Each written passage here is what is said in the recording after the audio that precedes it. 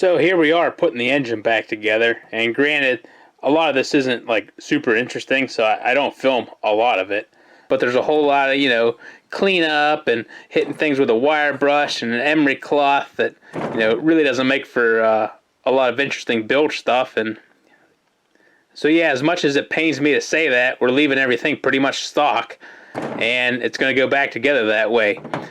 Because we're after fuel mileage, because I'm going to try and make this sled my primary trail sled. So this season is pretty much shot. Well, it is shot, let's just say that. And this thing's not really going to get used until next year. So we're going to try and put it together right and get it ready for, trail duty. We've got the track pretty much finished up. The carburetors are clean, but we'll go through them and rejet those. See if we can't minimize the slop in the steering. I mean, the bearings all should be pretty new. I just went through the chain case. We'll give everything a once over. Double check all those rivets down there along the bulkhead. Maybe add a few more. I'm pretty sure that I want to run a set of stock pipes on this thing. Since it's going to be trail duty, I've heard that the aftermarket pipes kind of have a lean spot in the mid-range, and that's not what we need when we're out riding. So I'm going to try and find a set of, cheap used stockers, put them back on here. Also get the stock cans so we're legal in New York. The carbides should be good. They're pretty much brand new. I want to say they're either 4 or 6 inch. I can't remember. Maybe I'll have to watch the video. And that pretty much leaves the shocks as the last thing I'll need next year before making this thing, 100% trail duty. The tank has been air drying, and pretty soon here we'll be ready to get the soldering iron out and kind of try and get that fixed. There you can kind of see the crack in the filler neck. So we gave everything a thorough cleaning, and the bearings actually felt pretty good all around, once you get any of the crap out of it. Mainly the counterbalance shaft was just dirt and stuff from storage. The crank bearings, there really wasn't any dirt that came out of it per se. Maybe some old oil, maybe a couple little bits here and there, but everything still rolls over smooth. The amount of play that you have in the bearings is consistent across all of them, and what I would consider normal. The rod side play, I would say is consistent for 6,000 miles. I mean, it's not new, but there's no discernible play up or down, in the bearing down here. So I still consider that a tight bearing. So, and they're all even, so there's not one that's worse than the other. We're going to run it. See if we can't put another 4,000 miles on it. Got the new oil pump gear in there. That bronze, that'll work itself out, but it actually rolls over smooth, so I don't think we're going to have any issues there. Fingers crossed. So time to start buttoning up this bottom end. Admittedly, I'm hack at times, but I really try and be careful, clean, and precise whenever I'm putting a bottom end together. So I pre-lube every bearing with a good, gear oil or two-stroke oil. I put grease on any, gears that may be dry during initial startup. I use a nice thin, even coat of a good sealant for the case halves. Clean all these case halves with a solvent before you put it together. Use some emery cloth or wool on all of the new seal surfaces. And if there's ever a case where you think maybe the bearing's not being held tight, you kind of punch the aluminum all the way around there, stake it, so that it clamps onto that bearing tight and keeps it from moving. So as we're installing the bearing retainer pins into the case, we dropped the one. And yet once again, we are recreating a Honey, I Shrunk the Kids moment and scouring the floor in search of the lost pin. Nothing in the usual spots. Whoop, there. Nope. Just the ball bearing. Aha! There it is. Now you really have to watch those alignment pins in there. If you don't have everyone correctly lined up, the case won't sit the whole way down. You also have to make sure that they don't fall out. If one of those hardened little dowel pins, went into the bottom end, that's 4 certified destruction right there. Rolling nice and smooth. So we're getting the water pump back together, you know, putting in a new mechanical seal and reusing one of the old aluminum impellers that's still in good shape. And so we'll put that together here pretty soon. Things are getting tough with this whole quarantine deal. Always good to see an engine coming back together. One step closer. There it is.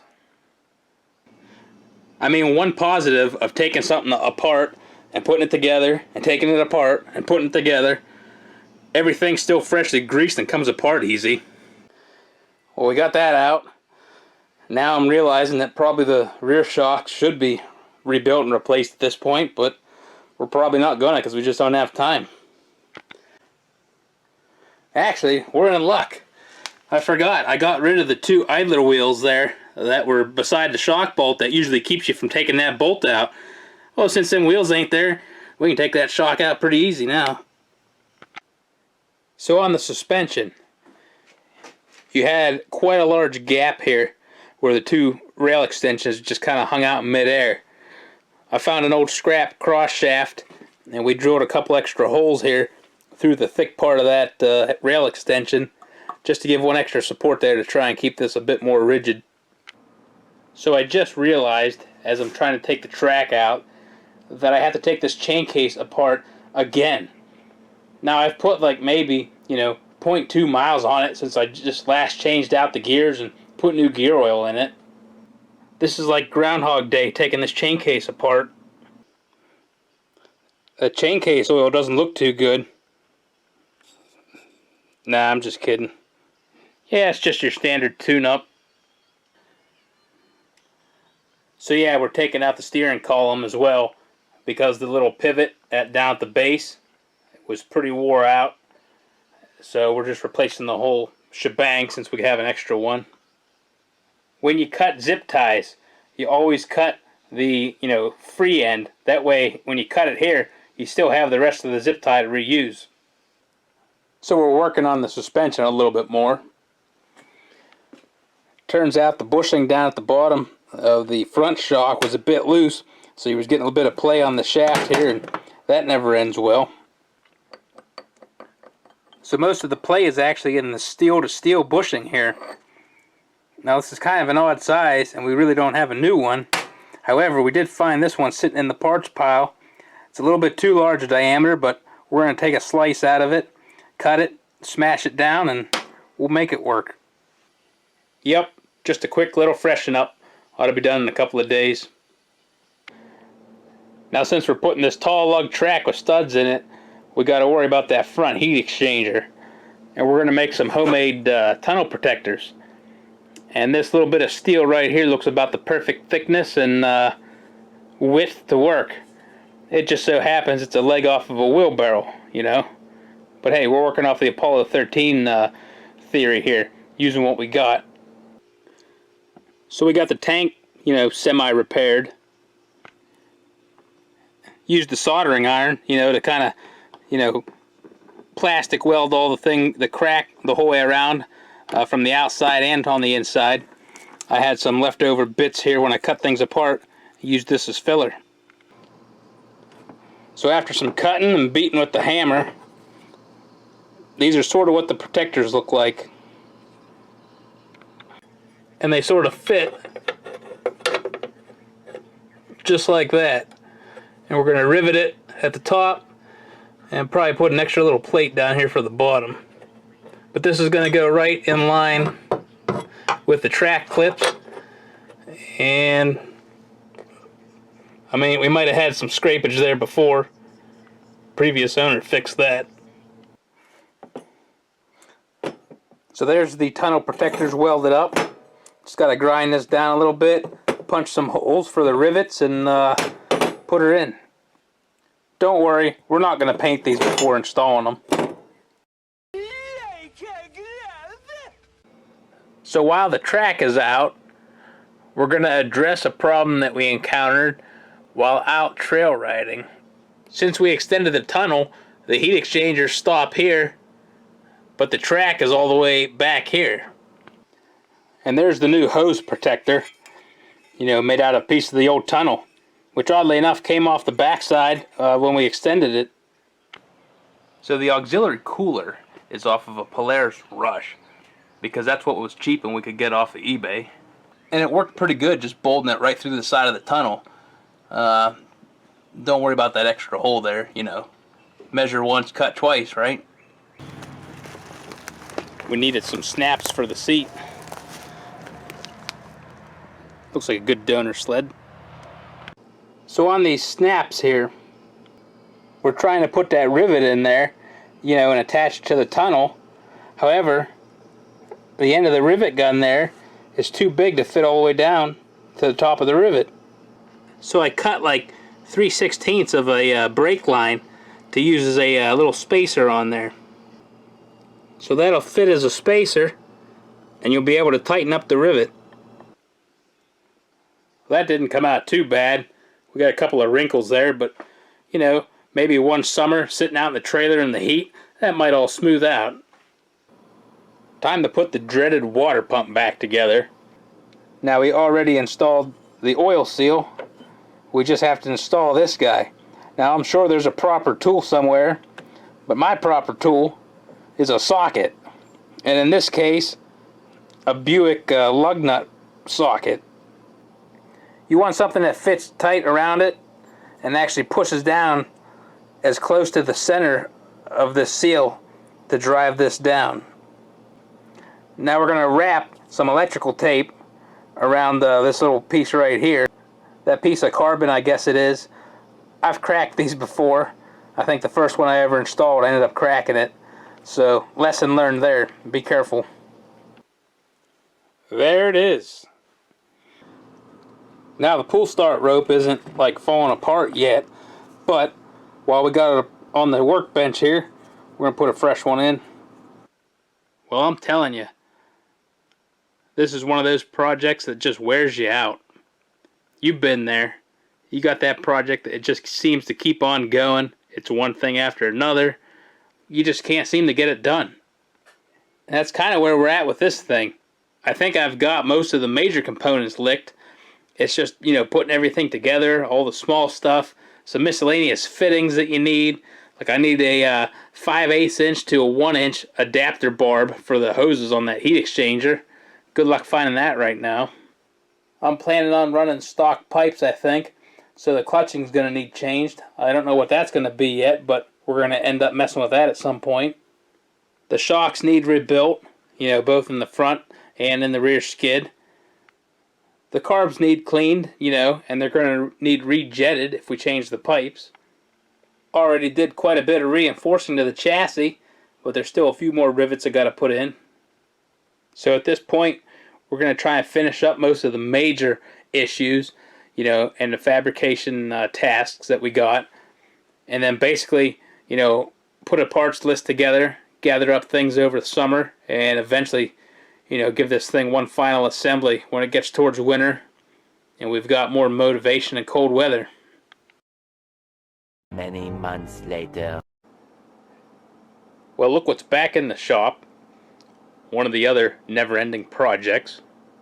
And of course, it's snowing outside, so that has finally provided enough motivation to actually start working on it. Luckily on this project, we made a note to the future self of the things we still had to do, which seems to be a lot more than I remember. I thought this thing was about ready to go. Well, we can't procrastinate any longer, so time to get to work. Oh, we got the usual problems with replacing bearings and idler wheels, and got a new shock to install. I mean, as you can tell, it's brand new. So every time I try and put a suspension back together, I find more issues. Now I like eggs, but not when they're in my suspension bolt holes. So we got some shelving unit steel stock, and we're making some external reinforcement plates. And this is going to bolt up right on there like that, and we'll have a fresh solid hole there for the shock mount to attach to. Good as used. Finally got the rear suspension together, which slowly getting there. Doesn't look like much, but I guess we're making progress. 6-pack of powders for $4.99. Can't beat it. Not sure if I mentioned it, but I actually got this tail light off eBay real cheap. It's off a Polaris RMK, but you know, it'll work on an Arctic Cat. Now the clutches needed work because we're actually changing things up. Since we're getting rid of the D&D pipes, not really getting rid of them, we're putting them on the other Thundercat, but we're going back to stock pipes on this thing. So we actually had to drop the RPM a bit for this clutch setup. And while we're at it, we actually had this old Dayco Belt, which was supposedly sized for a Thundercat, but it was always different. It was a little bit thinner, and I can't remember if it was shorter or longer, but it never fit the clutch setup, you know, when you set all the your clearances and your belt deflection. Never worked on my other one. So it's been hanging in the rafters forever, and what a better time to use it than when we're starting fresh. I'll set everything up to this odd belt size and run it until it's done, and then we'll end up re-shimming it and setting things up for the standard belts that we're going to use. I mean, that is one big thing I've found out from drag racing, is how different most of the belts can be. You know, consistency between even the same brand isn't even always there. Sometimes you'll get like the bottom end grade of like a Dayco, and then go up to its CVT harder compound. The belts don't fit the same. So you got to keep re-shimming things and resizing it to get everything right, you know. Otherwise it won't run, you know, good. I can see why the manufacturers usually set up everything on the loose side, just so you can run any belt in here without burning it just while you're sitting there idling. Now on this sled, we're going to work this thing over and try to make some better fuel mileage than my other Thundercat. I know it may not seem like much, but if we can get in the double digits with this thing, I'll be ecstatic. Alright, here's a word of advice on these rack carbs like this. Now these particular ones, the TMXs, have these fuel screws on here. And these work in conjunction with your pilot screw to set the low end mixture. And these are very integral to your mileage because you spend most of your time at quarter throttle or less, you know, trail riding. Once you get all three bottomed out, you know, to the same amount of pressure, pop these caps off and align the slot right there the same way on each one of these things. That way you always know you can keep them all in sync and not try and count how much you're turning each of them individually. You can always, you know, align the notches and get them all synced. I'm probably going to regret this, but we're actually hooking that voodoo back up. Oil injection. So we're at the point now where we got to extend the brake light wires all the way to the back. And we got some great wire out of the scrap pile, so yeah, everything's going to be red from here on out. Well, that's about the most professional wiring job I've seen in a while. I've been thinking about opening up a new upholstery shop.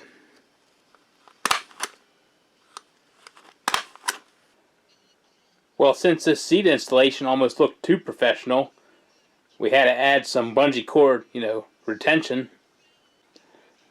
I got this sweet King Cat snow flap, nice and lightweight.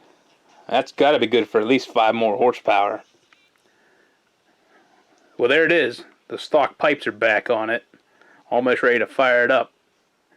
Well, we actually got the Cat out for a quick test run, and she's over revving slightly, even though we put a weaker spring into it. So we're back here again, swapping out fly rate weights.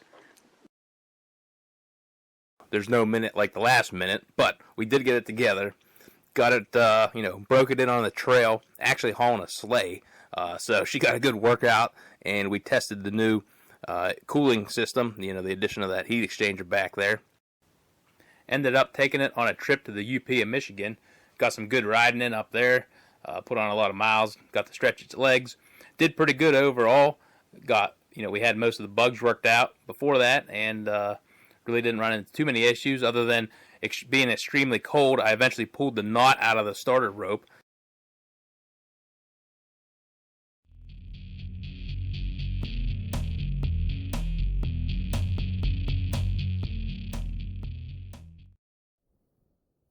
So if you've ever wondered how many miles you can get out of one tank of fuel on a 2002 Thundercat,